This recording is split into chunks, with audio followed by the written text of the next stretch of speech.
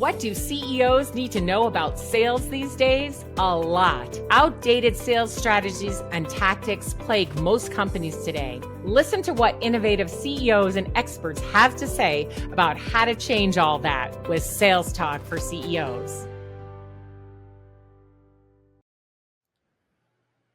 Welcome to Sales Talk for CEOs. Today, I want to talk about how CEOs can drive growth with thought leadership. You know, on the show, often I interview guests that we talk about the CEO's role in sales. And I've talked a lot about that on different solo episodes that I've done. But today I want to really focus in on the thought leadership that you can produce that will really drive sales. Now, look, I know as a CEO that you have a lot of things to do, right? You've got to run your company. That's number one. You're responsible for all these humans and all these dollars, and that takes up a lot of time. But your role in sales is always there.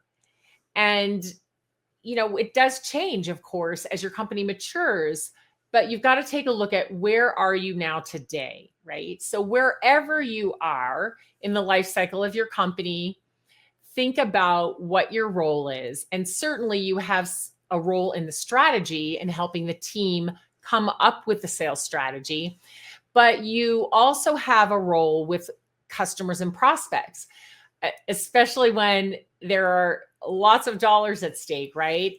And there's big brands that your salespeople and your sales teams are working with. So considering balancing that in with your CEO work, also balancing in when the sales team needs you to appear to provide that CEO confidence is another part of it. Today, though, I want to really focus in on your brand as CEO and the thought leadership that you can provide that will really drive some sales growth. Again, understanding, look, there's only so much time in the day and you have all these other things to do. But here's the way I want you to think about it.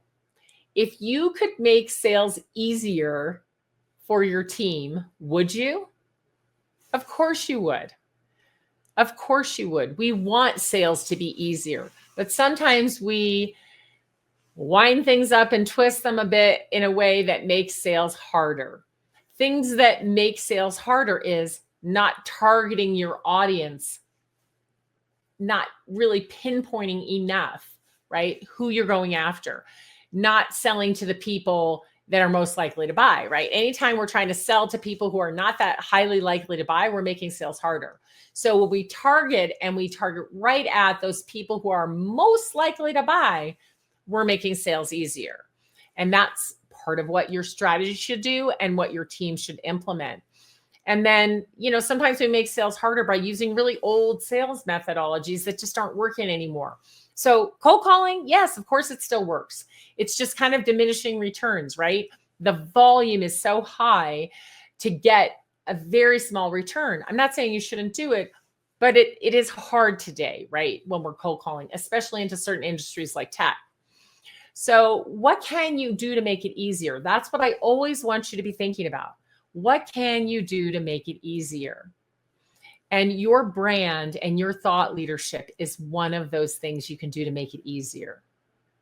So showing up and talking about the things you know best and the way that your thoughts, you know, are integrated with what your company sells and how to make things easier for the companies you sell it to. Easier, better, faster, cheaper, whatever it is, right? You want to share those thoughts in a way that draw people to you and therefore your company, and show them how to do some things that they might not know how to do or might not know how to do as well. But with your ideas, they can do them better. And then that may lead them also to your product and may open the doors for your salespeople to have more sales conversations, which is what everybody wants right now. Salespeople talking to people who can buy all day long. So let's talk about how to drive this. First of all, you may be thinking, oh my gosh, like I don't really understand thought leadership. I don't know how to put this together. I don't really know what it is. Well, thought leadership doesn't have to be completely unique, but it's taking some different ideas and putting them together maybe in a way that others don't. So you have your own unique take on this. And you talk about it all the time. You talk about it internally with your teams. You may talk about it to customers and prospects.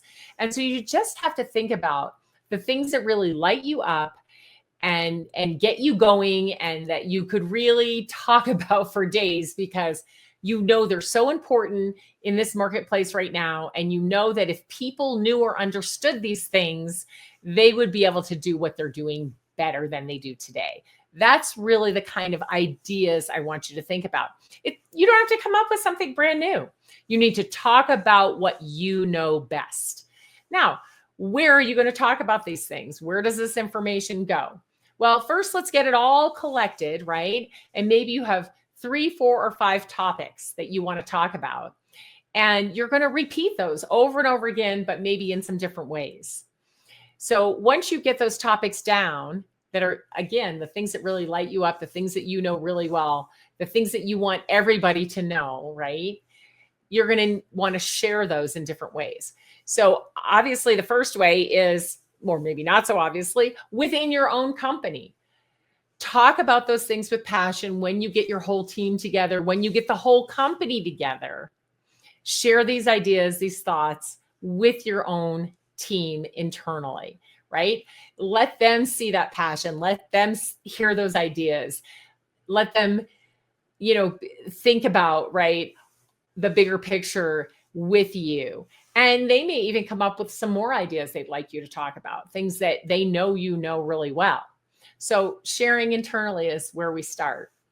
And then work with your marketing team, or if you have an external marketing or internal marketing or a PR company, if you have any of that, those people can be helpful. Or maybe it's just sit around with the sales team and talk about these things and come up with more ideas. And then, ask, how can we share these ideas? So they'll give you some ideas, but of course, I'm going to give you some here as well. So your own website, right, is a great place to share ideas. You can be the author of an article or blog. Now, do you need to sit down and write that? No. You can have a marketing person or somebody else at your company who just really likes to write. You could use ChatGPT or any other AI tool that helps you with writing. There's many of them out there. You can put your thoughts in. It will produce some writing for you. Yes, you may have to edit it, but that's a way to start also. So you can have a writer on your team, an outsourced writer, or you can use AI to help you write your thoughts down. Once you've written them down, you can decide, wow, is this like a 3-part series? Is this just one article? Could this be a series of videos?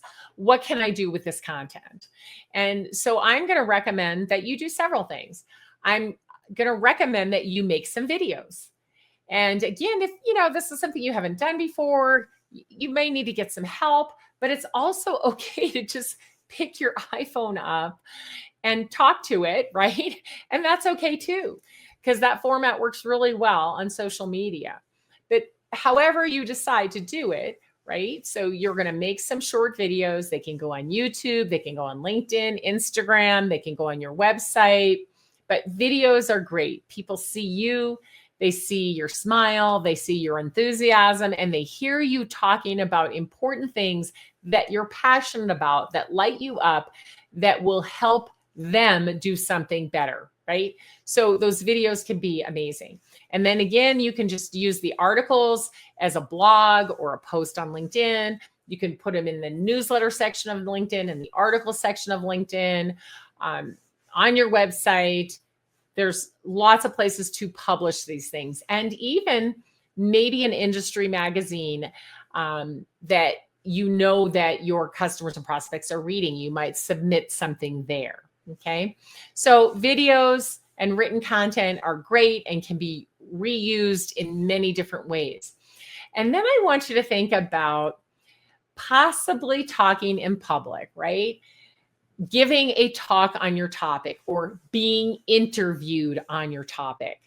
And again, you may have more than one topic. You may have 3 main topics or 5 main topics that you are continuously talking about. So one way that you could do this is to be on a panel. So lots of other companies that aren't your competitors, but maybe in your space selling to the same people, they may be doing webinars.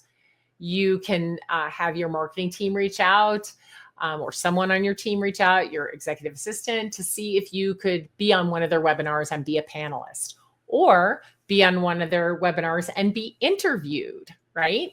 So you don't have to just be a talking head like I'm being right now. You can get on a webinar where someone's interviewing you, or you're part of a panel. I think those are excellent ways. Then that company benefits from it, your company benefits from it, and everybody's learning. So those can then be posted on your social media, they can be posted on YouTube, and they can be posted on your own website. So I think that's a great way. I also want you to think about speaking in person. So there are many industry conferences that you go to. You may even exhibit there, and you may already have thought about being a speaker or have been a speaker at some of these conferences. But it's great to continue applying to be able to speak at these conferences, because it really generates a lot of interest. People want to talk to the speaker afterwards. They come to your booth to see you. If you have white papers, or even if you've written a book, or you have anything that people can take away, they love that. They love to hear the speaker and then talk to them afterwards and then go to the booth. So these are things that just drive traffic, right? They drive traffic, they drive interest, they get people to know about you. It's great brand awareness. So thinking about speaking in person at a trade show or a conference. And then look for other industry events that are regional and where people are gathering that are in your field, and they could be potential buyers or potentially people who could refer you. But look for these places regionally where people are gathering, and you could possibly be a speaker, you could be on a panel, or you could be interviewed. So if you're not real keen on just like standing up and giving a presentation of any kind, then just ask for someone to interview you. Provide the interview questions you want them to ask you, and that can be a lot easier. So these are some things that I think about all the time. They're things that I'm doing. They're things that my clients are doing, and they're working. They're driving traffic, because everyone today, wants to know the best way to get leads and drive sales growth. And there are lots of things that you can do, but I feel like this is a really important one for the CEO to think about, is really you build your own brand and you get your thought leadership out there. Again, like, you don't have to make up new stuff. It's like 1 to 5 topics that you're going to talk about over and over again. It might even just be one topic. It just depends on, your industry and the people that your target audience, right? So thinking about how, as CEO, you can carve out a small bit of time to provide your passion, right? And thought leadership to those who need the information, and how that can really draw people to you and your company and drive sales growth. If you want to chat about this more and get some more ideas from me, I'd be happy to just direct message me on LinkedIn or send me an email, alice@aliceheiman.com, and I'll be happy to work with you and your team on how you, as the CEO, can build your brand and share your thought leadership and your passion and drive that sales growth. If you enjoyed the show, please like and subscribe, and we'll see you next week.